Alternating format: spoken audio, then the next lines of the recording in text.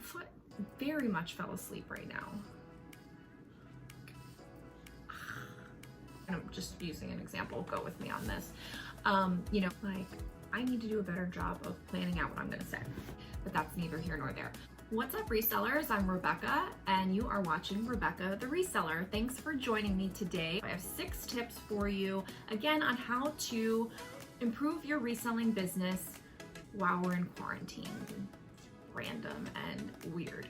If you're new here, I'm Rebecca the Reseller, and I put out all sorts of reselling content like haul videos, what sold videos, tips and tricks, and even interviews. So if that sounds good to you, I would love it if you would subscribe to this channel and hit that notifications bell. If you're not new here, welcome back. So the first one is to start a social media account specifically for your reselling business.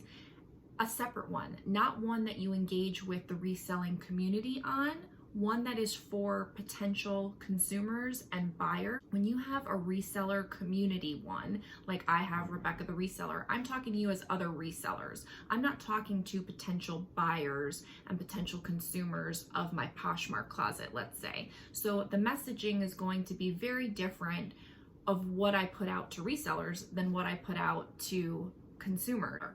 So on my rack is my Poshmark closet, and I would start a social media for on my rack and have all of the platforms and be able to run sales and promotions and giveaways and all kinds of things as a consumer brand. And I do think it's a great time to be building that up right now. People are on social media. You can use the extra time that you may have to learn and grow and research what you might want to do. I would like to follow my own advice and try to do this right now. I don't know if it's gonna happen, I'm being completely honest, but I did want to bring it up because I think now is a great time to dive into having a reselling brand social media account.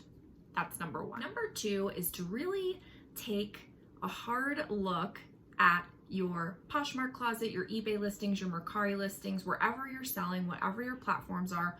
Really dive into your listings, like get into the nitty gritty, especially if this is something that you're not already doing. I do a level of this, but now I'm trying to really dive deeper into improving and revising and relisting your existing inventory, especially because you may not be able to get new inventory and new things to list. You can relist your old things, but don't just put up the same listing. Really take a hardcore look at it. And I'm going to give you a couple of ideas. You can retake your photos. 2, you can revise the title, description, maybe the category, the keywords, you know, making sure everything matches. Sometimes we make mistakes, or if you have, like I did, a virtual assistant, sometimes your VA makes mistakes and you haven't caught them. So I've found things where the size was listed wrong. The cover photo was right, but the rest of the photos didn't match, and it was like 2 listings mixed up, and I never noticed it. Researching stock photos, I know, but I do stock photos. A lot of people do stock photos, and now may be a great time to go down the rabbit hole of the internet and try to find some stock photos, especially for those items that are hard to photograph. Some black items, items that are long, items that have a lot of detail that you can't really pick up sometimes in your normal photo, things that just don't photograph well. We all have those items, like maybe a tie waist wrap dress or something where it's like, God, if I could just get it on a mannequin, it would look right if you don't have one, or if I could only use a stock photo. Now's the time to be researching those and seeing if you can find some to help improve your listings. Once you slap up a new cover photo, you never know, that item may sell quickly. This has happened to me twice since I've been staying home, and since all of this has been going on. I found 2 stock photos and it sold both very quickly soon after, and that was a new thing. And I didn't even relist the item, so it wasn't like it was a fresh listing. I just revised it by adding a stock photo as the cover photo, and it sold. So something to think about. Number 3 is creating an online sourcing strategy. Now, this may or may not work for everyone. Everyone's businesses are different. Everybody's business models are different. What you choose to pay for an item is definitely going to go up once you start sourcing online, perhaps. But you can get very creative with how you do it, whether you source on ThreadUp to Poshmark, RealReal to ThreadUp, Poshmark to Poshmark, eBay to you can search all of these sites for undervalued items. Everyone is talking about it right now. It's kind of our only way. But what you can do is learn and break things now so that you have an online sourcing strategy moving forward when we come out of this. How great would it be to add some additional items to your inventory without having to leave the house, even after this is all over? Even though you can go to the thrift store and grab all the Madewell and all the Lululemon and all the things in person, it'd be nice to add 5 extra items a week, 10 extra items a week, whatever, from an online source. So if you can learn, especially if you haven't done this before, and I'm one of those people, I haven't done a lot of online individual sourcing before. I've done order a wholesale box, order a liquidation pallet, whatever. I've done that, but I've done retail arbitrage, of course, but I've never really done go into somebody else's Poshmark closet and try to buy their stuff. I've had people come to me in the past, and then I've worked out a deal with them, but I've never actually sought out to snipe items for me to resell. And I think I'm kind of learning the ins and outs of what might work. I don't have anything solid, like I'm still figuring out, and perhaps I'm overpaying for a lot of things. We'll see.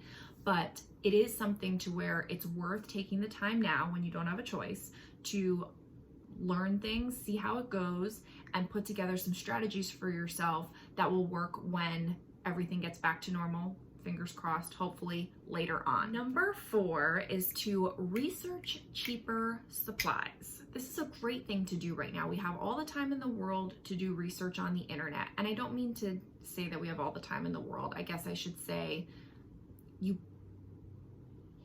have different time right now, because I don't have all the time in the world. I feel like now I have less time to work on my reselling business than I ever did, because Gio's home and I don't have school and I don't have my mom coming over to hang out with him, and I just lost all this alone time to work on my business.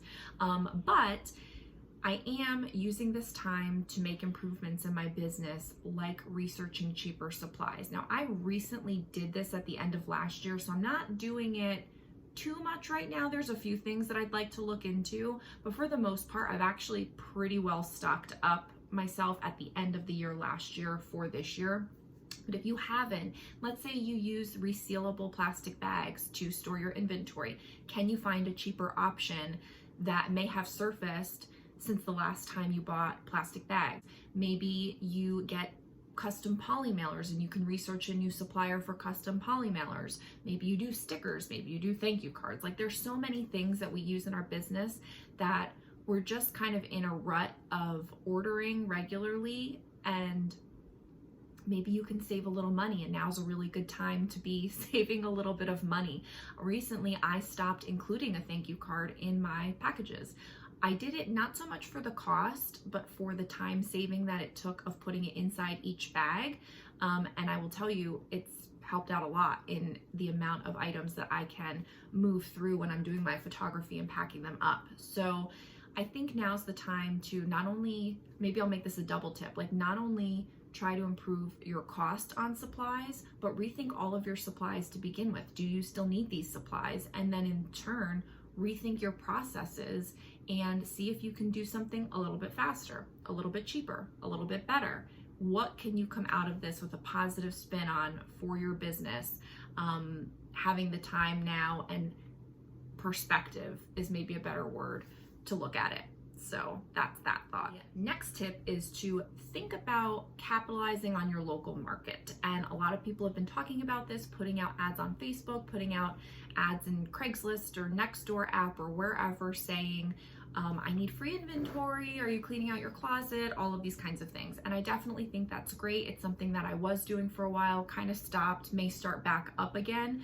But I do think that if you've never really done it, now is the time to start trying to brainstorm local options outside of the thrift store for inventory, or relationships that you can make for supply and inventory, or even perhaps for sales. So there are some things that I have listed in my Poshmark closet that I plan to cross post to Facebook Marketplace, because people can utilize them locally and may not be on Poshmark, let's say, to find it. But if I post this ski jacket, let's say, and they're still planning their ski vacation, I'm just using an example, go with me on this. They're gonna be planning their ski vacation and they need a ski jacket, and I have a ski jacket listed on Poshmark, but I don't have it listed on Facebook Marketplace. If I take this time now to list it on Facebook Marketplace and let people know locally that I have kinds of things like this, that may benefit me in the future. They may be able to outfit their whole family in all of the ski gear that I have that I normally sell online that now I can sell locally. That's just an example. The other thing is ways that you can benefit other small businesses locally right now. I'm really kind of thinking about this. I have a few ideas. One of them is kind of a spin off of an idea that I shared a while ago, which was making a relationship with my dry cleaner to take the abandoned items that they have and use them for my reselling business. I went to my dry cleaner. I said, what do you do with your abandoned items? And she said, oh my God, I don't know. What can I do with them? And I was like, you can sell them to me and I will sell them online. I said, and I'll donate everything that I don't use. And she said, great. And she gave me 2 trunk loads full of clothes, and I have an SUV. So it was great. I got a lot of inventory. She didn't take any money for it. So I got that all for free. That was a while ago. But I'm just thinking like that's something that I could go back to her now and say, hey, let me pay you for them. I'm sure your sales are down. Let me do that for you. Like that's a way that I can benefit her and she can benefit me during this crazy time in a local relationship sort of format. So take that example and extrapolate it out and brainstorm on it, ponder on it, take a cup of coffee and sit and think about it and see what other kinds of relationships you can make locally that would help with that. Is there a local thrift store that you could literally go in and buy out? I know that we're all under stay-at-home orders, and here locally in Orange County in Florida, one of the stipulations was that if you are going to get supplies to work from home, you can be out. So that's how I'm still going to my storage unit and back home. I'm getting my items to ship out every day. I'm going back home. But if I had worked out a deal with a local thrift store, I'm going and coming home while social distancing, just buying items for myself. It's not like the place of business is open to the public. So maybe you can work out a deal like that. There's lots of things that can come from that topic, and I'm only scratching the surface in my own mind of what I plan to do about it because we don't know how long this is going to last. So I feel like, like the surface level things are being exhausted, and now you need to think deeper and deeper and figure out how you can sustain the long term, which may be the next thing, maybe the last thing. Is it the last thing? It's the last thing, is to build your skills as a reseller, taking a deep dive into some research topics. Like, is there a new niche that you want to get into and it's on your bucket list kind of thing, the someday list, and you haven't tried to do it? Is there an item type that you want to know more about? Like, I feel like there's several kinds of items that I sell, but I don't really know enough about them, and I could deep dive into them and really do some online research of listings, of keywords, of terminology, fashion blogs and things like that to build my skills. And I think if I started doing it and came up with some resources, I would be more likely to do it in the future, little by little.